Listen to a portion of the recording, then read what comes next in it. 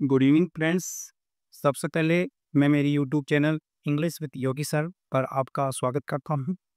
देखिए, मैं आपके लिए English speaking practice course with word strokes की जो सीरीज लेकर चल रहा हूँ।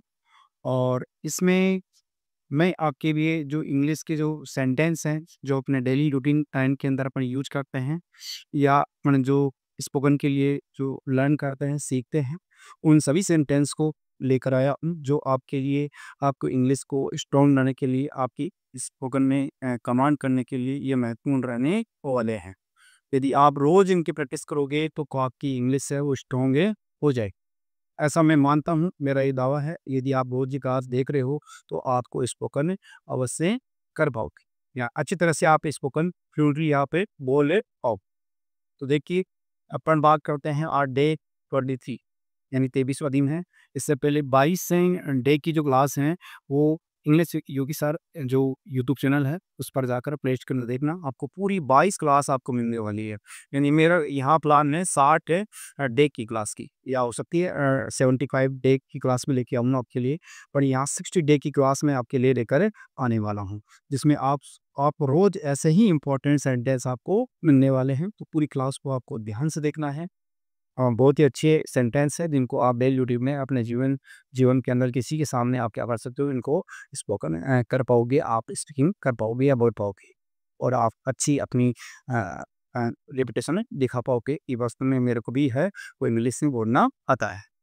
तो देखिए, या आप किसी मान लो इंटरव्यू के अंदर आपको जा रहे हो तो वहाँ पर भी ये सेंटेंस तरह के आप यूज कर सकते हो। तो देखो, क्लास शुरू करते हैं डे 23। तो देखिए, पहला सेंटेंस है, where do you keep your books. तो देखिए, इसका हिंदी आप ट्रांसलेशन इंग्लिश टू हिंदी कर रहा हूँ मैं, हिंदी से इंग्लिश भी करूँगा। देखिए, भी हिंदी से इंग्लिश भी यहाँ पर बात करेंगे, यहाँ इंग्लिश टू हिंदी कर रहे हैं। तो where do you keep your books, तुम अपनी जो पुस्तकें हैं वो कहाँ रखे। इस तरह से प्रयोग के इससे कहना हो कि तुम अपनी पुस्तकें है वो कहाँ रखते हो, तुम अपने ड्रेस कहाँ रखते हो। अपने ये पता नहीं, कोई वस्तु के बारे में कर सकते हो, कोई जरूरी बुक्स की बात करें, कोई किसी के ऊपर कह सकते हो, कोई भी थीम हो उसके लिए ऐसा क्वेश्चन कर सकते हो कि आप ये चीज़ है ना वो कहाँ रखते हो। इस तरह का अपने वो बोलना है तो इंग्लिश में क्या बोलोगे, where do you keep your books. इस तरह से आप बना सकते हो। फिर देखिए, where do you look for him, तुम उसकी कहाँ तलाश करते हो, आप उसकी कहाँ तलाश करते हो। तो देखिए, यहाँ लुक फॉर का मतलब है तलाश करना। तो यहाँ उसकी तलाश करते हो या किसी और चीज़ की तलाश करते हो, किसी व्यक्ति की हो, किसी और की वस्तु की हो, आप उस वस्तु के लिए है ना वो कहाँ तलाश करते हो, इस तरह से बोलना हो तो इंग्लिश क्या बनेगा, where do you look for him. अथवा साइड देखिए, where do you have your bank account है, तुम्हारा जो बैंक अकाउंट है वो कहाँ है। इस तरह से अपने को बोलना हो कि आपका बैंक अकाउंट है कहाँ है, आपका पोस्ट ऑफिस के अंदर जैसे अकाउंट है वो कहाँ है, आपका और कोई भी मान लो आपका जो LIC जो अकाउंट है वो किस ब्रांच के अंदर है। इस तरह से किसी का भी हो सकता है, किसी का भी साइड डेस्क किसी पर आप बोल सकते हो कि आप बैंक अकाउंट है वो कहाँ है। तो क्या हो गया, where do you have your bank account है। फिर देखो, वह सेंटेंस है, where do they want you to come, वे आपसे हैं वो कहाँ आने के लिए चाहते हैं। वे आपसे है वो कहाँ आने के लिए चाहते हैं। वे कहाँ चाहते हैं कि आप कहाँ आइए। तो इसका सेंटेंस किसने बनेगा, where do they want you to go. वे क्या चाहते हैं कि आप कहाँ आएँ, या वे तुमसे है वो कहाँ आने के लिए कहते हैं या चाहते हैं। इस तरह से आप बना सकते हो। इसका देखिए, they want me to come to Delhi, वे मुझसे है वो कहाँ आने के लिए चाहते हैं भाई, कहाँ आने के लिए कहते हैं, दिल्ली के लिए। कि मैं वे मुझसे कहते हैं कि मैं कहाँ हूँ, दिल्ली कहाँ हूँ। इस तरह से आप सेंटेंस में बना सकते हो, they want me to come to Delhi, वे चाहते हैं मुझसे कि मैं कहाँ हूँ, दिल्ली हो। इस तरह से आप बना सकते हो। Where do they where do I ask Sita to wait, Sita से मैं कहाँ पर प्रतीक्षा करने के लिए कहता हूँ। इस तरह का सेंटेंस हिंदी वाले को अंग्रेजी बनाओगे तो क्या कहोगे, where do I ask Sita to wait, है ना। इस तरह वेट प्रतीक्षा करने के लिए कहता हूँ।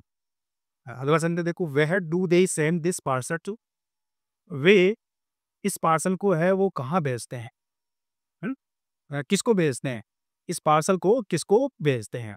तो देखिए आप तक ज़्यादातर क्वेश्चन वेयर से ही कर रहे हैं, जब भी वेयर आएगा आंसर में प्लेस को लाएगा। तो इन सभी क्वेश्चन का आंसर है वो प्लेस देगा।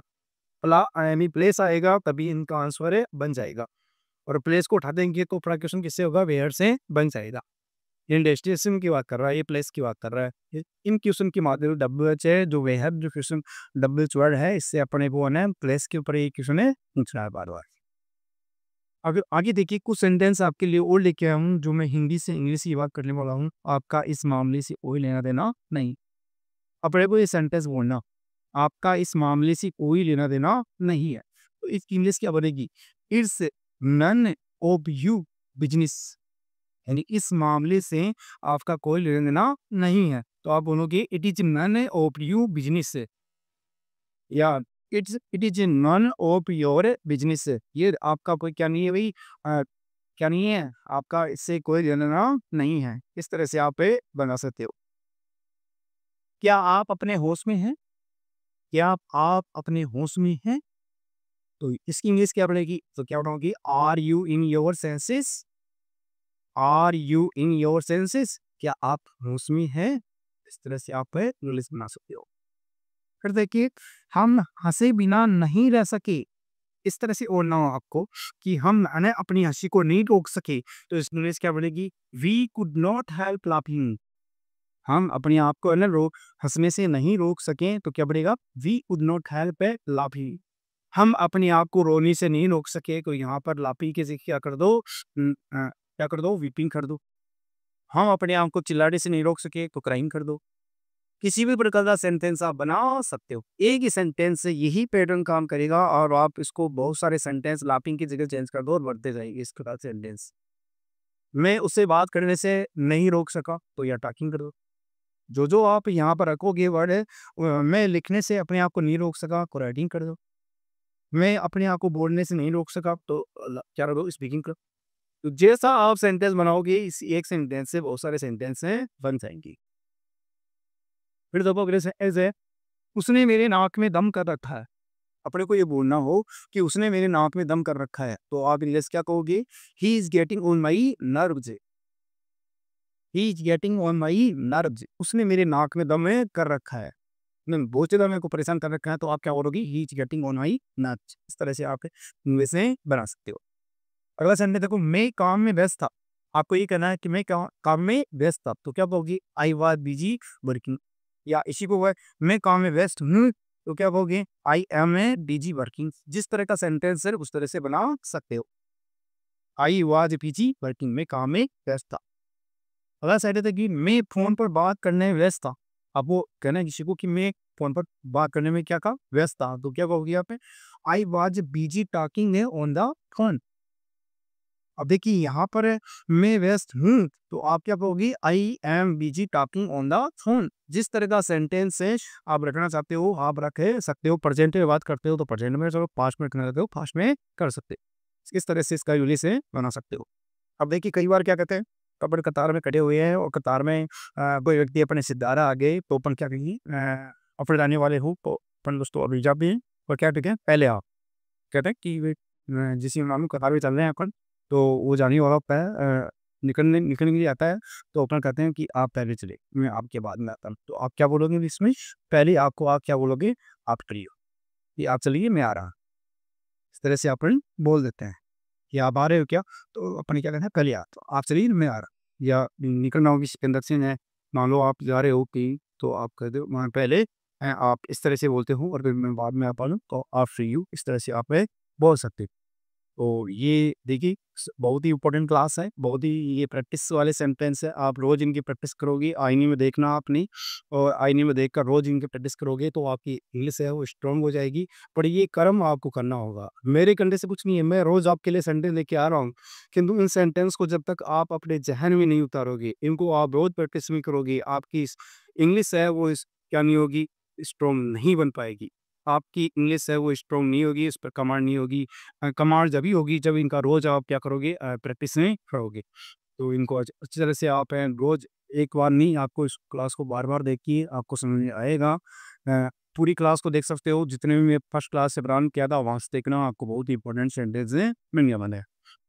यदि आपको मेरी क्लास अच्छी लगे, मेरा ये प्रयास जो मैं यूट्यूब पर लेके चल रहा हूँ, यदि अच्छा लगे तो उसको लाइक करना, सब्सक्राइब करना और अपने मित्रों को भी मेरा वीडियो का लिंक है वो शेयर करना ताकि उनको भी इस प्रकार की क्लासें मिल पाए।